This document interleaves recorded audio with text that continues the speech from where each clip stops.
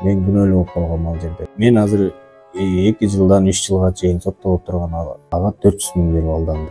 Уже следователь чакырды мени. Кыргызстанга кетсем мени розыска берип, көп ишти козгоп салыштырдылар. Обстоятельства дела таковы, что в сентябре 2021 года было дорожно-транспортное происшествие. Наш клиент управлял автобусом, и было произошло ДТП, и водитель в другой машине получил повреждения, которые экспертиза оценила как тяжкий вред здоровью. И в настоящий момент уже дело направили в суд. Долгое следствие было, разбирательство, и была, конечно, опасность, что может быть и реальное лишение свободы, но удалось убедить суд, представить доказательства о том, что и суд назначил сегодня наказание в виде штрафа. Правда, назначил наказание еще с лишением прав на 2,5 года, но с данным лишением мы не согласны. В понедельник получим приговор, и на этот приговор подадим апелляционную жалобу, так как наш клиент является единственным источником дохода в своей семье, его работа связана с осуществлением водительской деятельности, автобусом, Мосгортрансе работает. Поэтому лишение прав – это чрезмерно суровое наказание. И будет подготовлена апелляционная жалоба, зависит все это период, пока он работает. До апелляции он спокойно может ездить и работать, соответственно. 264 часть 1. Это причинение тяжкого вреда здоровью в результате ДТП по неосторожности.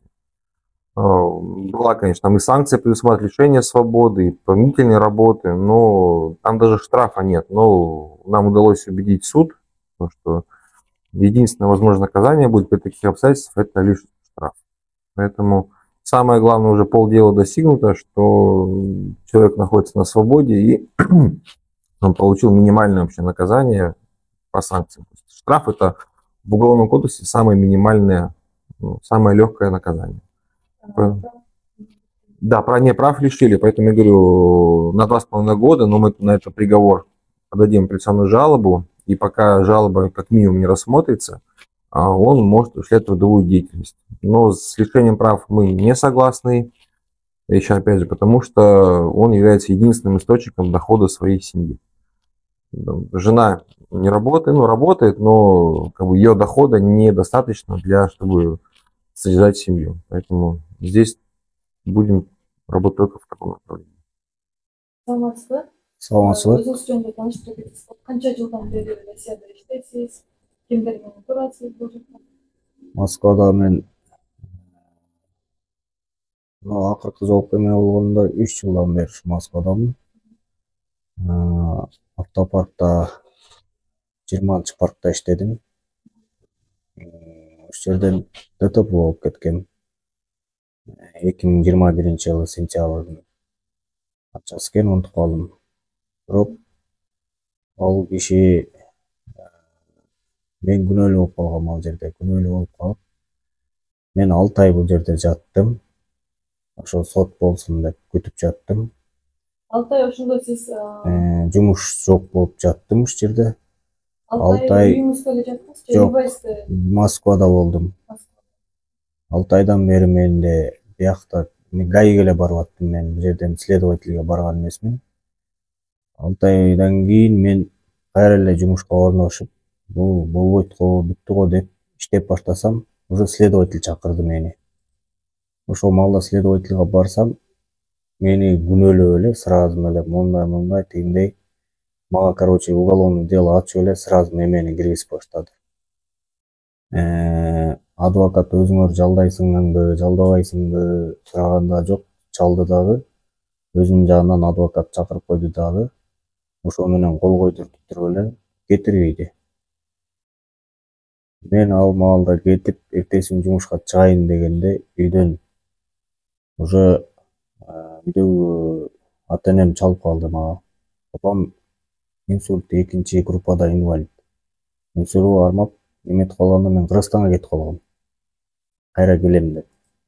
Кыргызстанга кетсем мени розыска берип, көп ишти козгоп салыштырдылар. Иштин баарын аябай көбөйтүштүр да.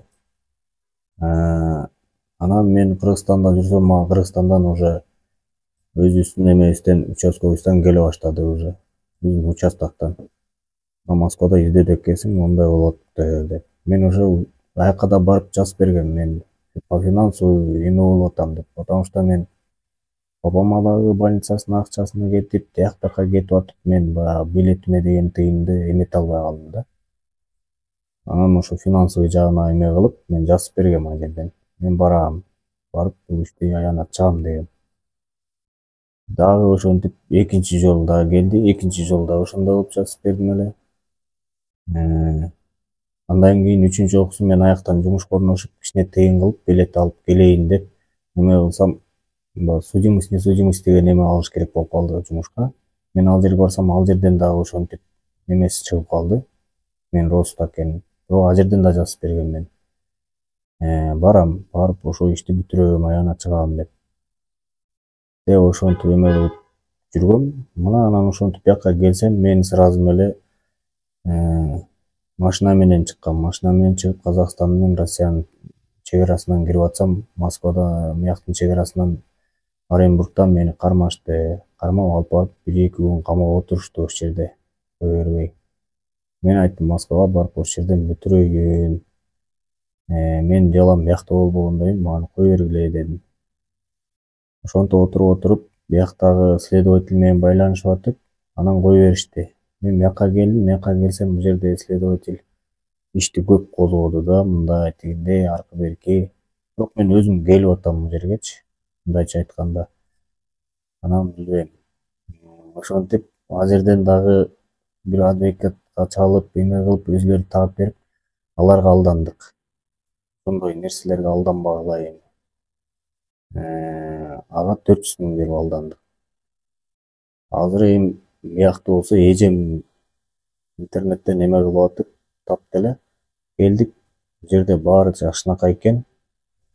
Менин оюмда ишенсе болот экен бул жерге. Менин жумушум боюнча азыр жеңилдетилип берди менин жумушум. Жакшы эмесине келди. Болгону ушу правамдын гана эмесин азыр кайра эме кылганча. Иә. Праваны кайра алып берген. Правамды кайра азыр алып берген атышат. Ошо правамдын эмесин кайра обжалование кылып, кайра эме алып беришет экен. Мен толук 100 кепилдик берем, что бияка мен ишенем. Анткени буга чейинки болгон адвокатым эч бир эмени кылган жок. Мен эч кандай кепилдик бере албайм.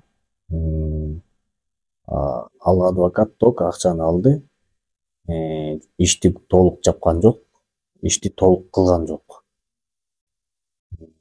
Мен бул компаниянын эмесине чоң ыраазычылыкты билдирем. Ошондон бери канча сот болду сизде? Ошондон бери 2 эле жолу болду. Биринчи жолу келдик сотко.